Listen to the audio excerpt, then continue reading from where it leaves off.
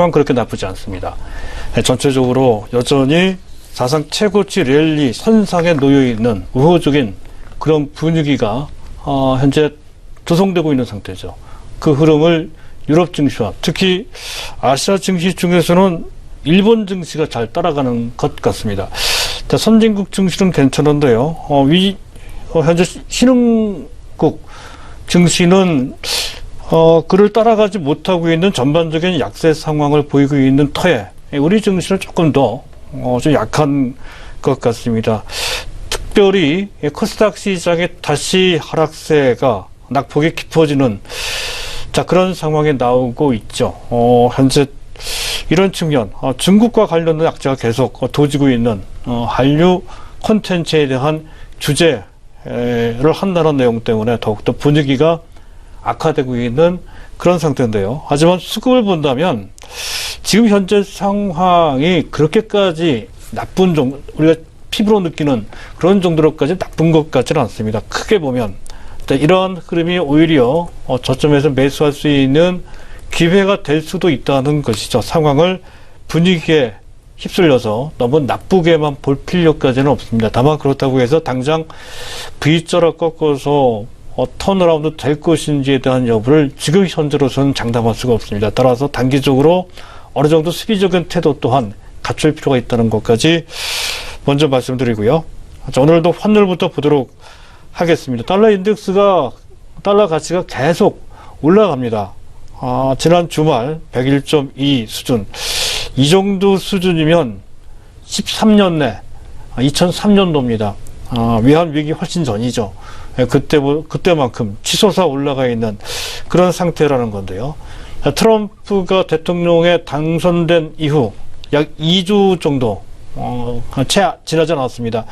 한 열흘 정도 되는데요.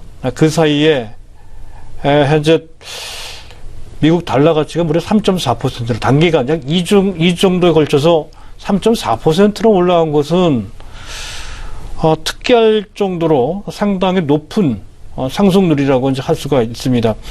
그에 맞춰서 현재 주변국 멕시코 페소화는 9.3%라는데 폭락하는 그런 사태로까지 이제 진행이 되고 있다는 건데요.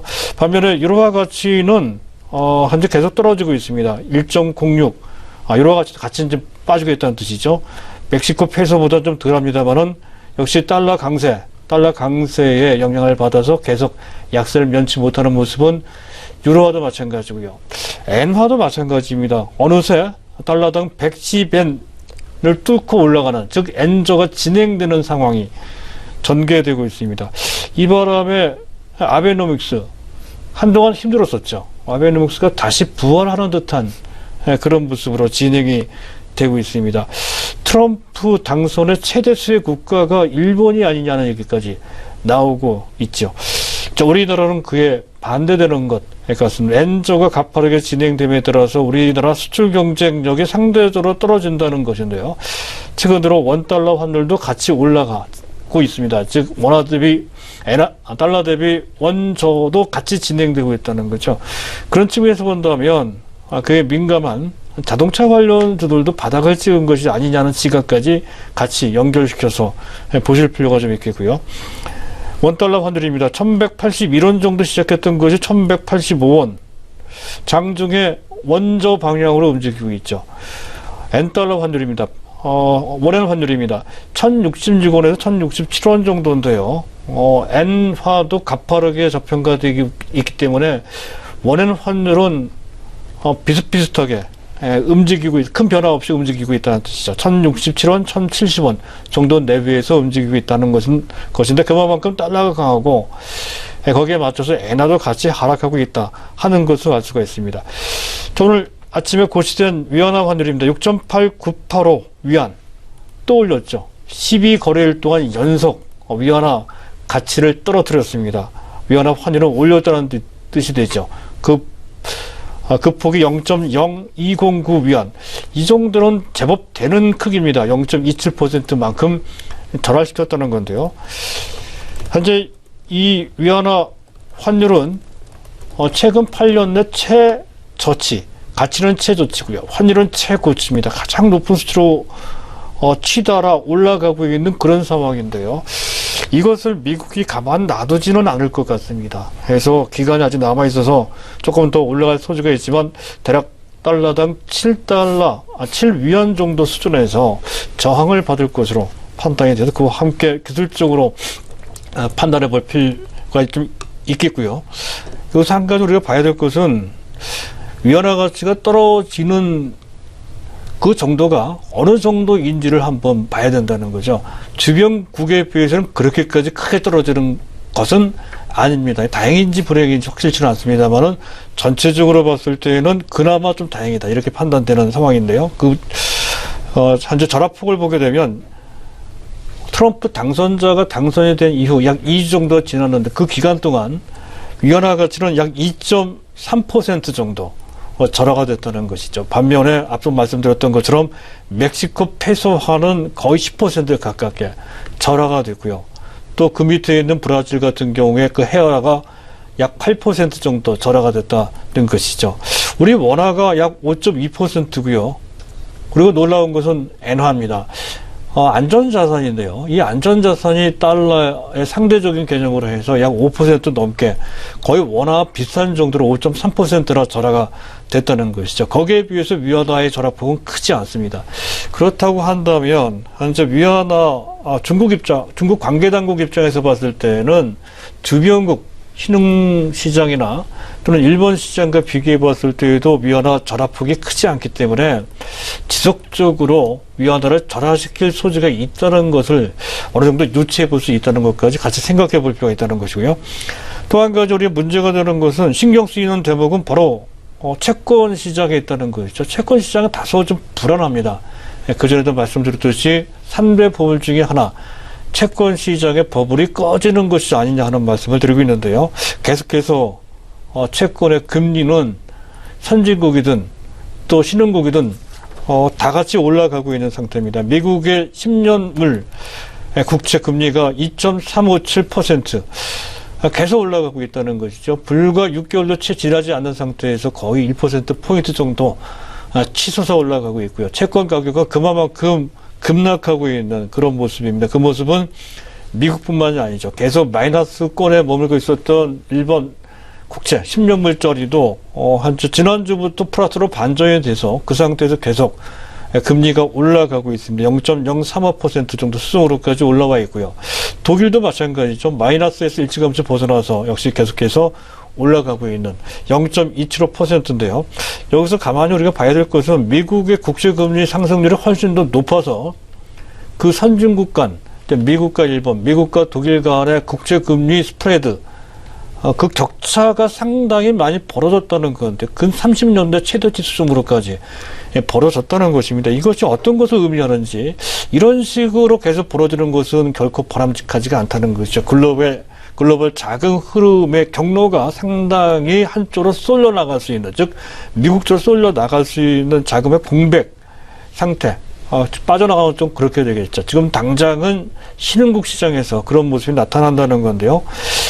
트럼프 당선 이후에 신흥국 시장에서 약 65억 달러 정도 수준이 65억 달러 정도 규모의 자금이 빠져나갔다는 소식이 전해지고 있어서 그 점 다소 부담으로 작용되고 있는데 여기서 끝나지 않을 것 같습니다. 조금 더 이런 흐름이 진행될 소지가 있는데 그것이 금융시장 전체 불안감으로 확대될 것인지 아니면 그 자체로 봉합이 될 것인지 등을 잘 관찰을 해야 될 것 같습니다. 만약 여기서 또 벌어져서 마치 나비 효과처럼 주식시장으로까지 또는 부동산 시장으로까지 부정적인 영향을 미친다고 한다면 걷잡을 수 없는 테일 리스크, 또 하나의 테일 리스크가 될 수 있다는 점에서 계속 예의주시해야 된다는 것이고요. 그런 것을 어느 정도 우리나라 관계당국, 한국은행이죠. 의식했던 것 같습니다. 해서 모처럼 말해 사실 이런 상황에 나오는 것이 바람직하지는 않습니다만은 한국은행에서 결국에는 채권시장 개입을 했다는 거죠. 일종의 교과서에서 나오는 공개시장 조작입니다. 해서 시중에 나와 있는 유통 채권의 상당 부분을 매입한다는 거죠. 약 1조 5천억 정도 됩니다. 해서 채권 시장을 안정화시킨다. 즉 매입을 하게 되면 가격은 올라가고 그리고 금리는 떨어진다는 거죠. 그것을 유도하는 비상 대책을 내놨다는 것에서 얼마만큼 우리가 현재 당면하고 있는 금융시장 중 채권시장이 불안하게 움직이는지를 그 점을 통해서 알 수가 있다는 것이고요. 현재 유가입니다. WTI 가격이 조금은 안정돼 가는 것 같죠. 43달러 내지 45달러 정도에서 어느 정도 안정돼 가는 듯한 그런 상태인데요. 지난 한 주 모처럼 만에 거의 4주 만에 처음으로 플라토로 반전됐다는 건데요. 현재 이런 흐름은 어느 정도 지속되다가 현재 11월 30일 오펙 정례회의에서 감산 합의가 될 것인지 아닌지 여부에 따라서 또 한번 크게 흔들릴 수 있다는 것까지 감안하실 필요가 있다는 것이고요. 자, 그리고 또 한 가지 우리가 봐야 될 것은 금값, 은값, 돈값, 불이값인데요. 이 세 개의 비철금속 가격이 모두 일제히 내려갔습니다. 달러 가치가 그만큼 많이 올라갔기 때문에 그렇다는 것이죠. 그 중에 구리 가격을 계속해서 주목을 해야 된다는 건데요. N자로 올라갈지 아니면 이 상태로 꺾어서 추세적으로 흘러갈지의 기로선상에 놓여 있습니다. N자로 간다면 N자로 해서 다시 우상향 방향으로 자리를 잡는다면 그만큼 미국 특히 중국의 제조업 경기가 좋아진다는 뜻으로 해석될 수 있는 매우 중요한 신호가 되겠습니다. 그렇다라고 했을 때 그와 관련된 비철 금속뿐만 아니라 철강이나 기타 다른 쪽도 긍정적으로 볼 필요가 있다는 것이고요.